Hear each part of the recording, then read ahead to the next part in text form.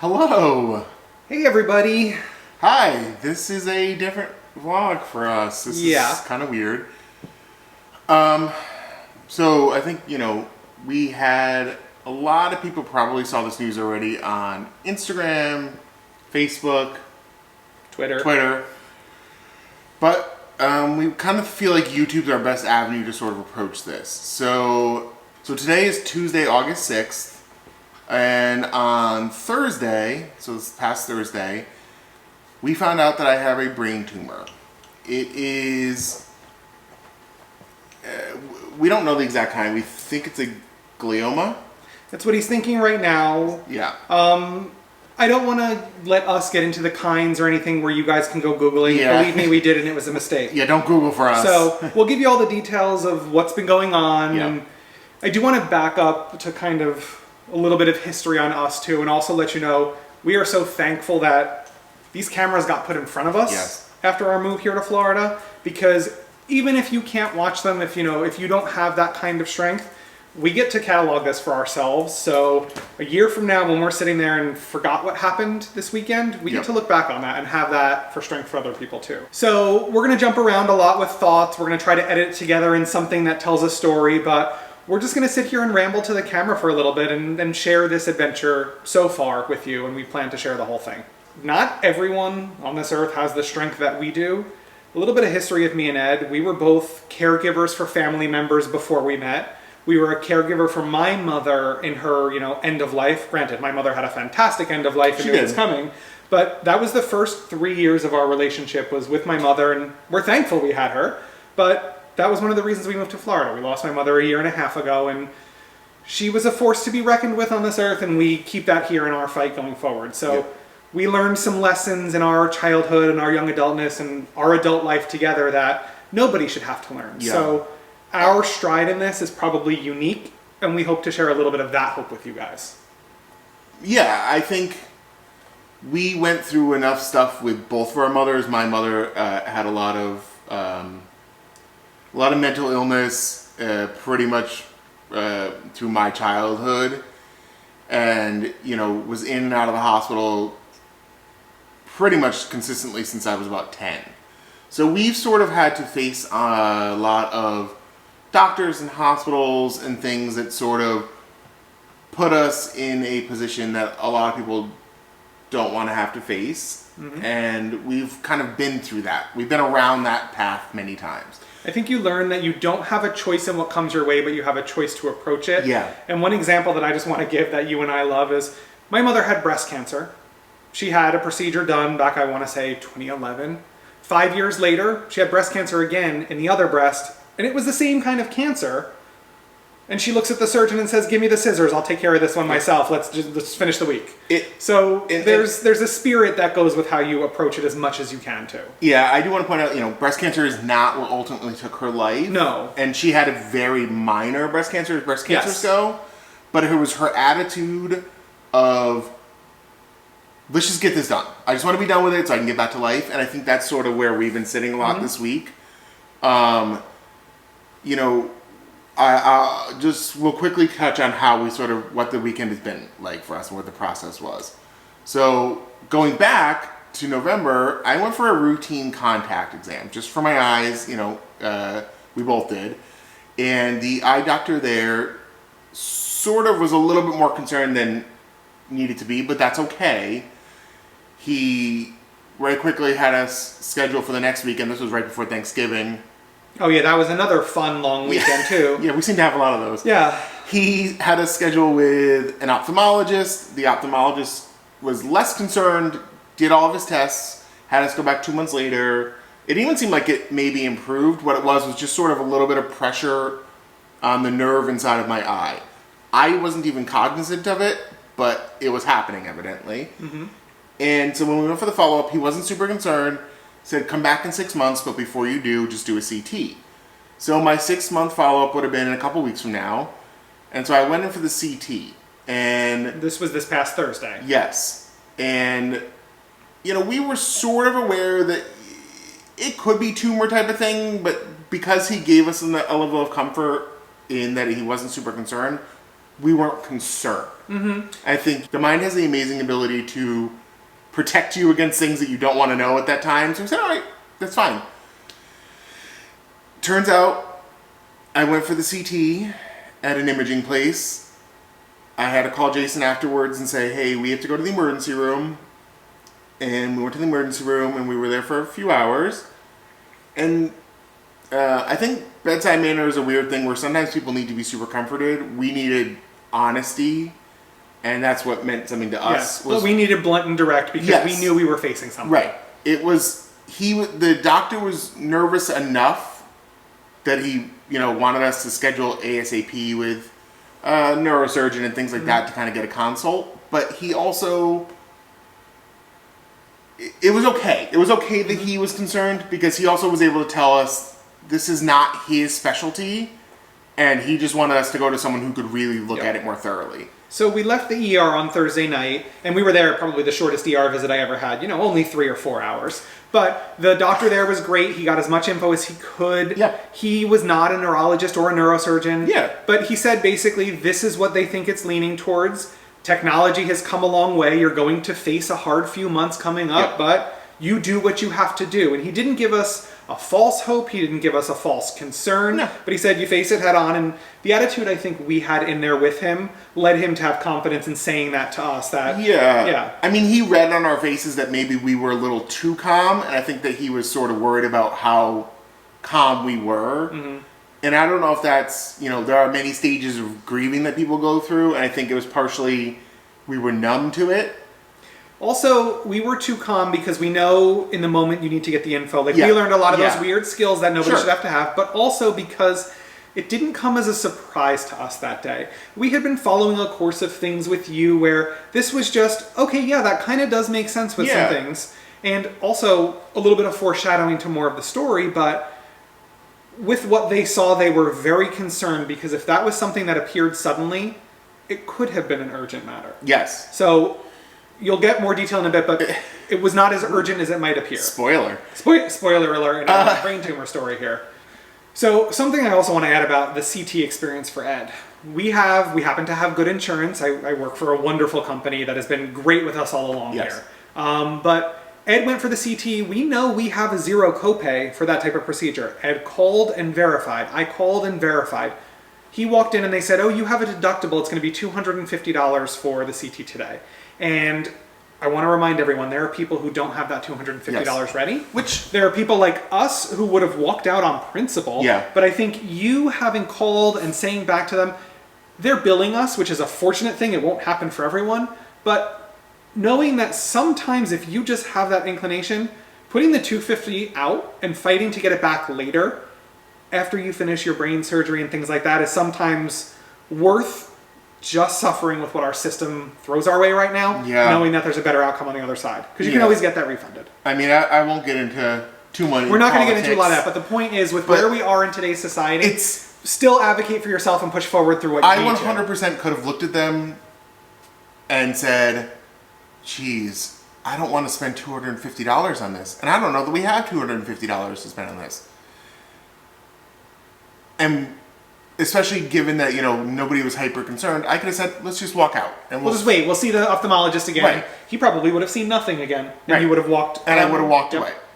And this is important for later on in the story as well. As to when we found it. I think, So what we found was because we live in Florida, the Moffitt Cancer Center down in Tampa is one of the top cancer hospitals in the States. Mm-hmm. And it's about an hour and a half away, which is honestly not terrible. It can take us an hour and a half to get to the other side of Orlando. Even though we are nearest to Orlando, it can take about an hour. Tampa's sometimes easier to get to. And so we said, well, our feeling was, let's just go to someone where all they do is cancer. Because I didn't want to have to go to several hospitals and several doctors who would speculate and then send you to the next specialist and, And we were able to call them, and it was great. They got us right in. I mean, I called Friday morning. Yeah. And by the time I had hung up with that phone call, you were scheduled for actually tomorrow. So Wednesday the 7th, we were supposed to go. Yeah. And I want to just add a little bit more to what you're saying about why we chose Moffitt. Like I said, we had dealt with cancer with my mother twice. One of the best things is when you have to deal with something like that, if you have it in your arsenal to be able to go to a cancer center, your radiology suites are there, diagnostic imaging, your surgeon's there, he can call radiology, your hematologist if you're going to do chemo, your radiation therapist at the end, like everyone is on that campus there and can talk to one another. And when we get to talking about our visit from yesterday, you'll realize how important that was for what we came home with from that first visit. Yeah, it just was, it made it easy and it made it comfortable that it was a relatively calm voice on the phone who was able to schedule us quickly, because part of this was just, I woke up at 4 o'clock in the morning after the initial findings, and I said to Jason, I just want it out. Just get it out, get it out, get it out, get it out. Because it's scary. It's scary, even if it's a relatively benign process, it is, you're suddenly aware that in here, there is a tumor that doesn't belong, and I just want it removed. And I think that is probably one of the stages of grief and anxiety that you're going to deal with, is just, I want to be done, get it out today. That's my mother with the scissors. Yeah, right. And I think that's a totally reasonable reaction. I think the surgery is scary, but having it in is scarier to me. So after that phone call Friday morning when we were scheduled, Friday midday we get a phone call, and it's the neurosurgeon. He saw Ed had been added to his schedule for Wednesday as a new patient, had no paperwork on him because, again, we hadn't even picked everything up yet, and wanted to know a little bit about what was going on. And Ed shared some info of his history. One of the most amazing things through all of this, and one of, a little bit of the blessings for us right now, is Ed had 0 symptoms. We kind of found this by accident. Yeah. So when the surgeon heard it, he kept going back and forth. Oh, it might be like a low-grade malignancy. It could be something. He goes, I don't know. I haven't seen it. But you guys don't have to be concerned yet. He kind of put an air of urgency, but also an air of ease of, he deals with this all the time. Come in and see him and let's chat. And he let us know that he was going to be in clinic on Monday, which was yesterday. Didn't have appointments, but was going to try to fit us in and get a room to meet with us, because we were, as Ed said, at 4 a.m, ready to go have it cut out. So, and for anyone who's had to wait for a doctor's appointment and been told, well, the next time we can schedule is 2 months from now, you know how frustrating that is. And so when it really matters, and it's something like a brain tumor, and you don't even know what kind of brain tumor, to be able to be in there, at the other end of the same weekend, it still blows my mind that we were lucky. And I know that's not always going to be the case, and that's okay if that's not the case. But I feel that we were fortunate for us that we were able to get in there. Really, that was a Friday, and by Monday we were in an appointment. Yep. So yesterday we got up nice and early and drove down to Tampa. Yeah, and we went in to the cancer hospital, and one of the things that struck me right away, it was all valet parking, and we were sitting in this line, and I thought there was a long line of cars, and I thought, everybody here is here because of some sort of cancer or suspicion of cancer. And it really gives you perspective. It sharpens it for you when you think, my God, some of these people are pulling in and may not leave. And some of their family members may not leave. And they may be getting news that's going to be 10 times worse than I hear, even if I heard the bad side of news.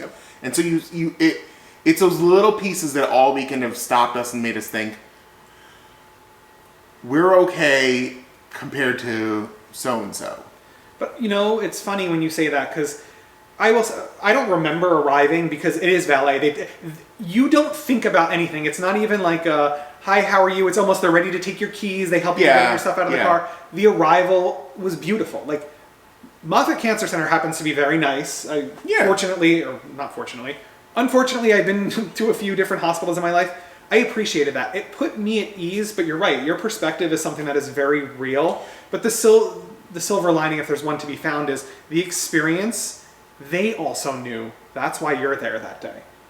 Everyone you were encountering, from the from the valet to the information desk to no one really felt like they were rushing us through, or we were just getting you to the next patient, or we were one on their long list of rounds they had to make before they were done for the day. It was just sort of, I felt special enough. I mean, there are parts that I probably won't remember for a while until it clicks back for me, because anxiety.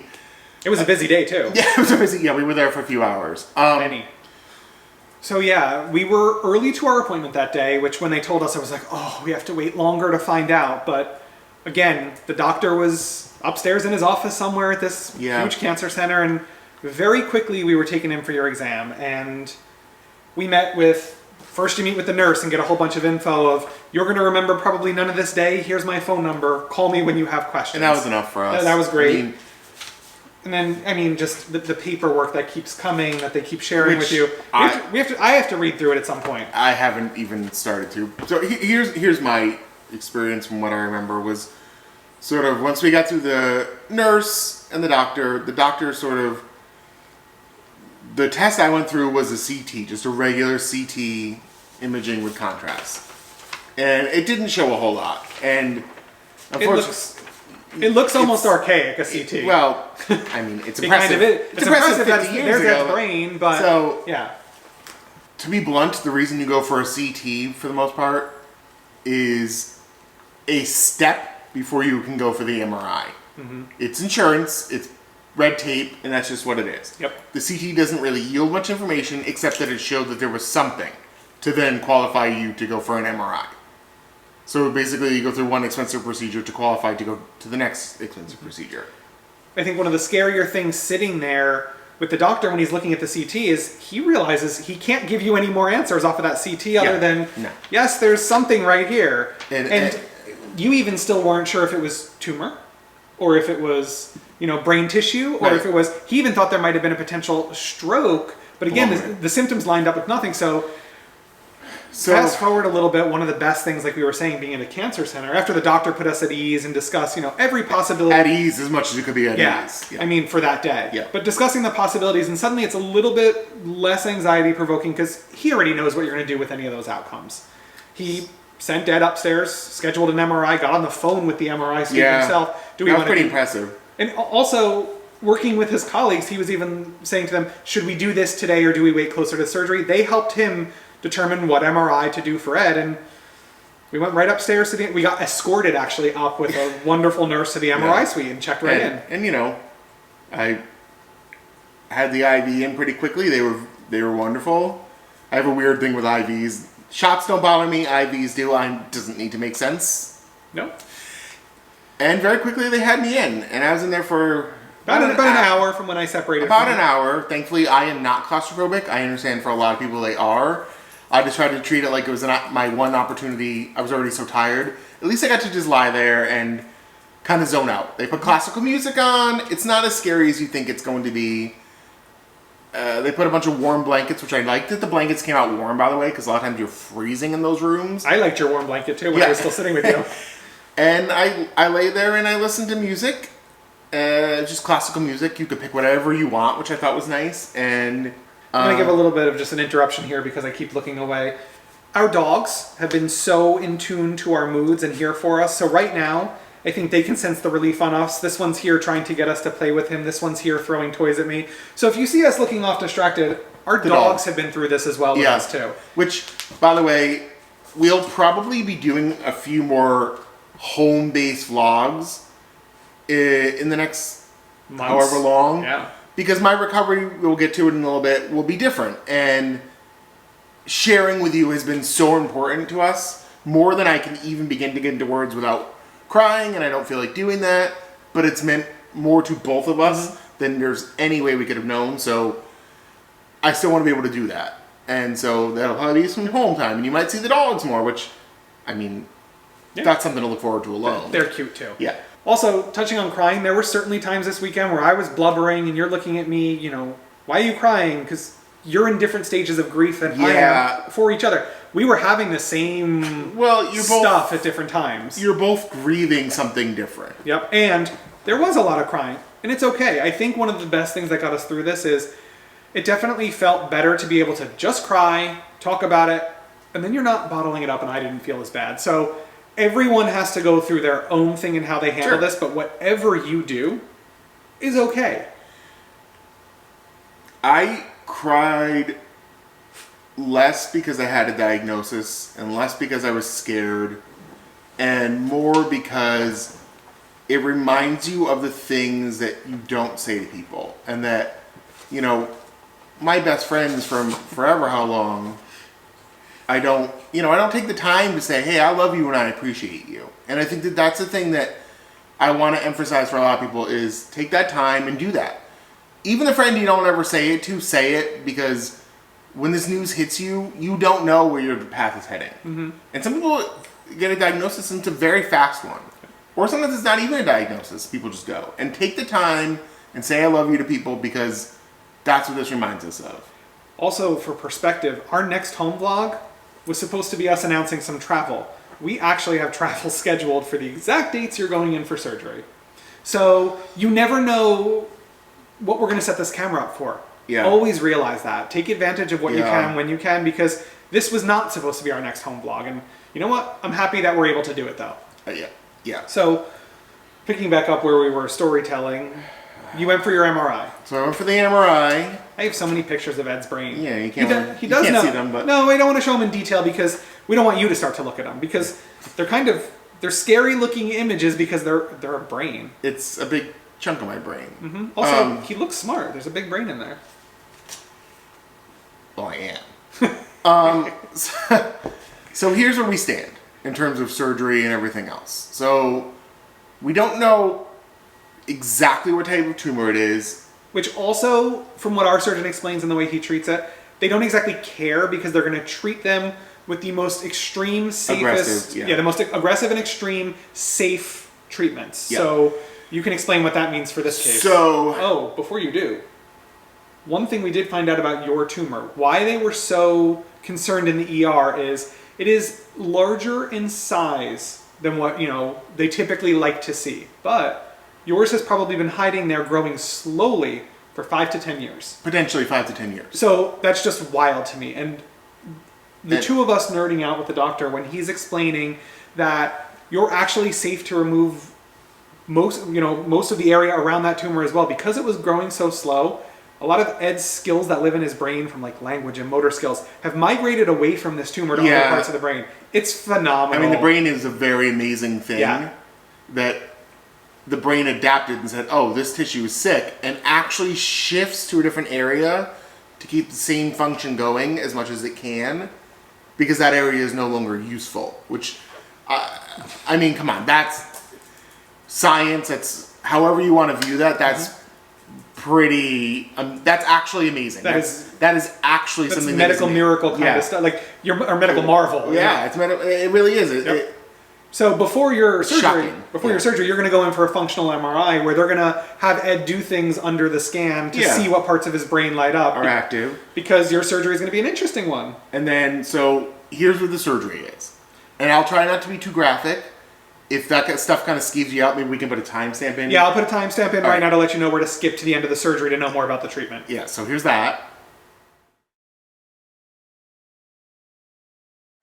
So it is an awake surgery. I'll try not to be too graphic, but essentially I will be awake and they will be operating my head. Now, it's not like the type of awake that we are right now, although we're pretty tired, so maybe it's similar, but essentially I'll be in and out of consciousness and they'll help me perform tasks. He said like maybe sing or count backwards, or can you move your foot, can you move your arm, things like that. I won't, from what I understand from what the doctor told us, I won't know that that's happening. It'll sort of be like if you were under regular anesthesia and that I will then just come to at the end and have no memory of it.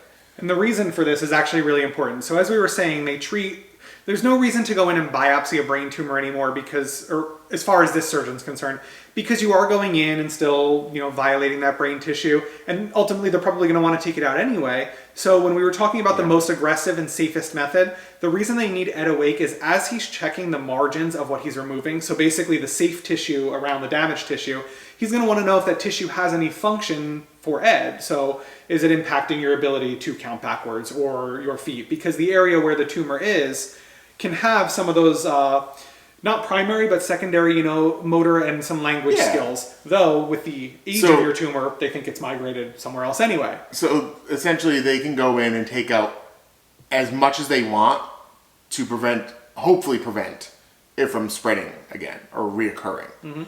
And so they take out the maximum amount of tissue, and that's sort of how they assess that is, where is it safe? Where is the limitation of what they can take? Yep, because anyone who's encountered, a cancerous tumor in your life or in the life of a loved one, what they want is those safe margins. They want to get all the way back to, here is healthy, healthy, healthy tissue, and let's go one step further and get everything that might have been bad out. So that's what they're going to do and assess with Ed how far that can go in real time.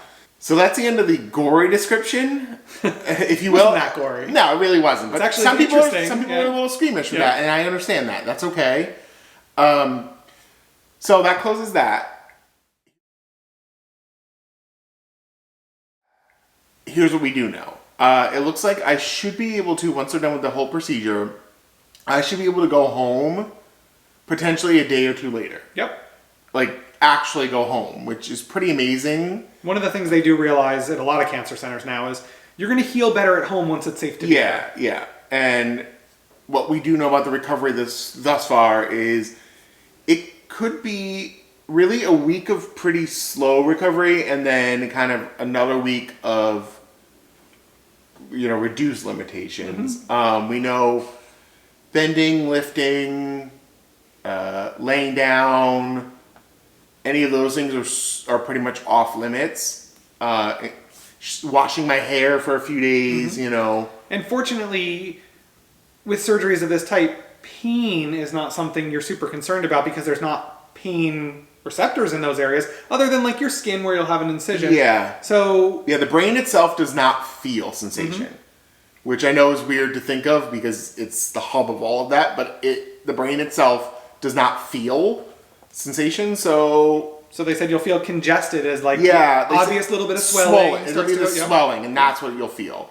So I'm nervous of the pain, but I don't have a frame of reference for it. Yeah.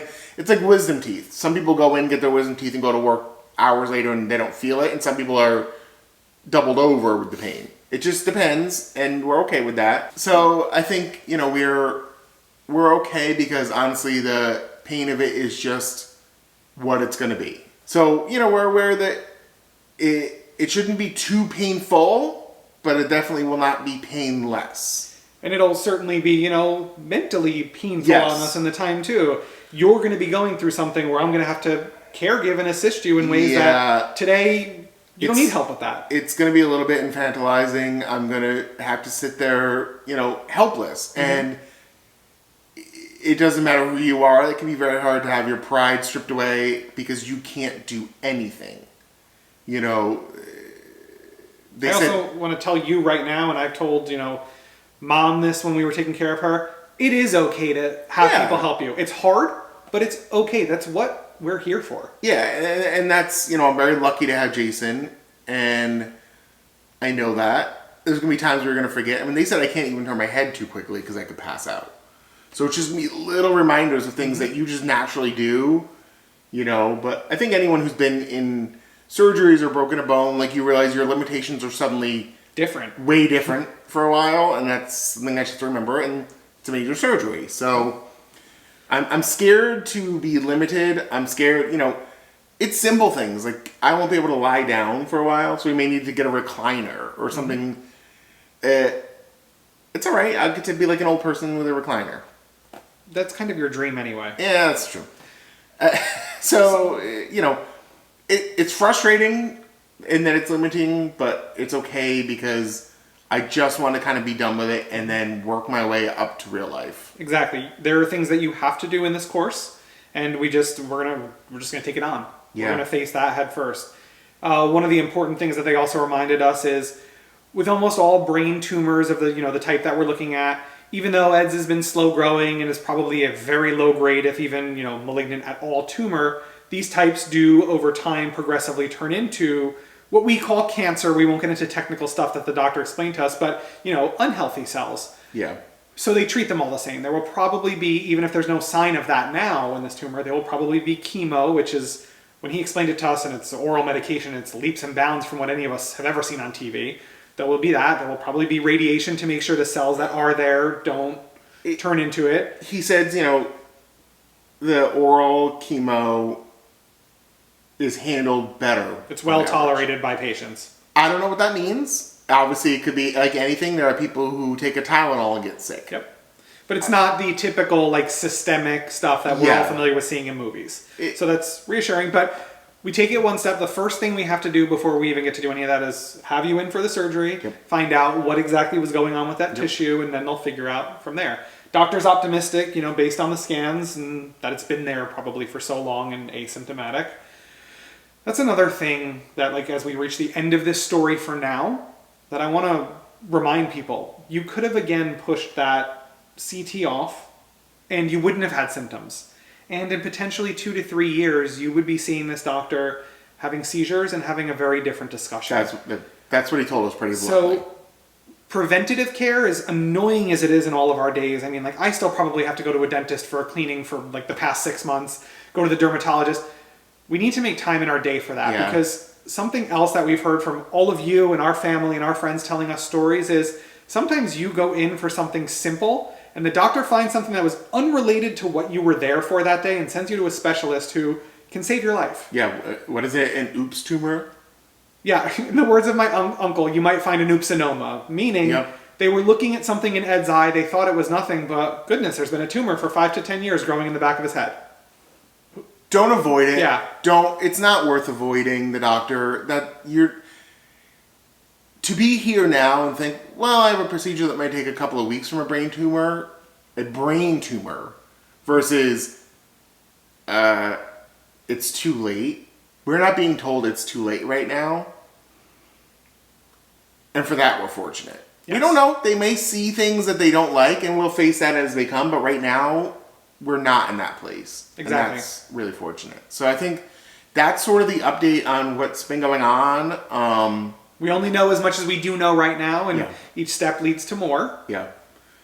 I want to go back to something we said in the beginning, that when we decided to share this, it was a decision that we kind of went back and forth on. But that night, after we found out, when I woke up at 4 o'clock and wanted it removed that minute, I thought to myself, we have an avenue to share something that's going on in our lives, and there's nothing we love more than doing a well-edited little video of Disney or our trips, and we look forward to that, and we cannot wait to get back to that. But it's about our lives, and that's what we're covering, and this is a travel that we're going on too. This is a journey.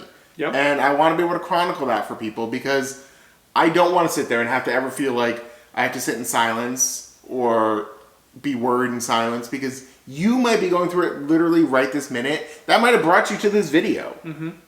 And this is what it's like. And that's why I want to be able to cover that there are going to be days where we're going to be really upset and scared or frustrated or happy that we feel lucky. And it's just going to be in a mix, and that's okay. And also, for those of you that are also, our Instagram followers, we put up 2 posts over this weekend talking about our journey. If you're having a similar journey at all, I want you to go look through some of those comments, because we all know there's negative outcomes from this stuff, but the amount of people who are like, oh, you got this, Moffitt is great, they did this for my aunt. Oh, I've had 2 brain surgeries.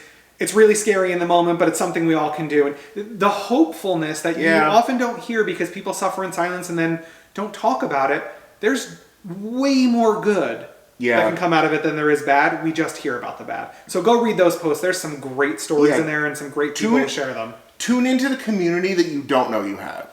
Not just your close friends and your close family, but people who are, for lack of a better term, essentially strangers to you, that will send you this energy that will change everything for you. To know that, John Doe out there is thinking of us and sending us positive thoughts and sending us well wishes will get you through a day like that. And it got me through sitting and waiting for you to come out of an MRI as all the well wishes came in on Instagram. You are absolutely not alone in this, no matter what stage it's in. Yep. Neither of us are. And that day of the surgery is going to be a really tough one. But I know Jason will have people he can reach out to that he may have never met just to have conversation. And that I think we're just so thankful for all of you that have been there through this. My company and our friends and family, like, it's been an adventure that we wouldn't want to have any other way, and it's all because of all of you. Yeah, it is. The other thing that, if you want to reach out to us with your own struggles, I'll be honest, please do. realize we're going through one right now too, and we might not be the most receptive and responsive, but when we're on the other side of this, we want to be as much as a resource for all of you going through your hard stuff as you are for us right now. So please reach out, even if it is now and we can't bring ourselves to maybe respond just yet. We want to know. We want to be there for you guys too. Yeah. And we really are trying to respond to a lot of things too. So don't hesitate. Sometimes there is a welcome distraction. Sometimes a distraction is welcome, is what I should really say. You know, sometimes we want to talk about things that are not just us. And that's been really good for us. Yeah, you know? So through this adventure, we're still going to get some park vlogs out before we have to go in and do what we have to do, hopefully. We have, pre-op scheduled and everything and a lot going on in the next couple weeks. Through recovery, Ed obviously won't be in the park, so I'm going to try to take you in there. But we're going to share our story from home here. So there'll be home vlogs. There'll probably be less frequency of vlogs than there have been. And then on the other side of all this, there will be a trip announcement, and we will go somewhere and do a new series of vlogs because we're this time we have it. to. We need it. We're gonna need a little vacation soon, and just one thing I'd like to add to that is we said it probably at some point in here, but I want to add it again. Please don't put off that trip that you're saying is your one-day trip. Don't avoid going somewhere that's your bucket list thing because you can put it off and put it off and put it off until you can't put it off and it's too late. So and go and experience what it is you want to experience. Go somewhere that you don't speak the language. Go somewhere that you don't know anything about that country and go. And if your reason is, I haven't gotten my passport yet, go get your passport. It's $200 and then that excuse suddenly is out of the way and you're going on that journey. Just don't not travel. Don't not see the world because you never know when your chance to see the world is gone. And if, going to Paris has been your dream your whole life and one day, please go. Because what if we had gotten news that it was too late for us to go there? Yep. And that's it. And if I was told, hey, you're not going to be able to travel ever again because this is inoperable and it's too late and I didn't get to go, I wouldn't sit there and say, well, I'm sure glad I put it off till one day. It's not worth it. It may seem financially more difficult than some trips. You can work the numbers. You can go somewhere. If you go for a couple of days, if you go for a week and get to be somewhere, that would mean a lot to us to hear stories from you that because of this, you went somewhere. Yep. Even if it doesn't have to be far. Just somewhere to experience something new. Yeah, somewhere. Yeah, you're right. I always lean towards it'd be great to hear someone went international and pushed themselves out of that little bubble because that's what we got into this partially for. But either way, you're right. It doesn't matter if it's an hour away from you and you spend a couple nights there and just do something that you have always wanted to do. Just do what you want to do today. Yes. Please do what you want to do today. It's not as unfeasible as you think it is. Exactly. You can do it. And also, if there's fears in your mind about traveling, reach out to us. We face some of the weirdest things in our travel. We'll share funny stories. He traveled more than I did before he met me, but he was the worst. I was the worst in the airport. And the worst. Share stories with us. Yeah. Reach out to us. Ask questions. Now he's a good boy. Yeah. But so we kind of have to change the sign off for this one a little bit because I don't want to ask if you like this video. If you found a message that spoke to you in this video, please give us a giant thumbs up. Yeah. Make sure to subscribe and hit the bell icon so you can be notified of every step of our way through this journey and when we're back to traveling. And what I won't change is please take the video and share. Somebody in your Facebook, in your Instagram, in your Twitter, in your personal life, somebody is going through this. And you certainly know someone who's going through it. And you probably know people who you don't know are going through this. That's the thing too. There are a lot of people who will never reveal to people that they went through this. They don't have to be alone and you can help them not be alone by sharing the video with someone. And it's not because I want shares and likes and all that stuff. It's you want people to have a community when they're going through something hard as well. And you just by taking the video and sharing it with someone else can actually help change their outlook and change their lives when they're going through something. Yep. So from our home, welcome in officially now. You're gonna be here quite a bit more in the next couple of months. Oh, we'll have to clean up a little. No, maybe. Yeah. So we sincerely do love and appreciate everybody who's commented, sent us messages, and we appreciate everyone who will continue to do so. it means more than you know. And together, we are taking this on. Yeah. I love you. I love you too.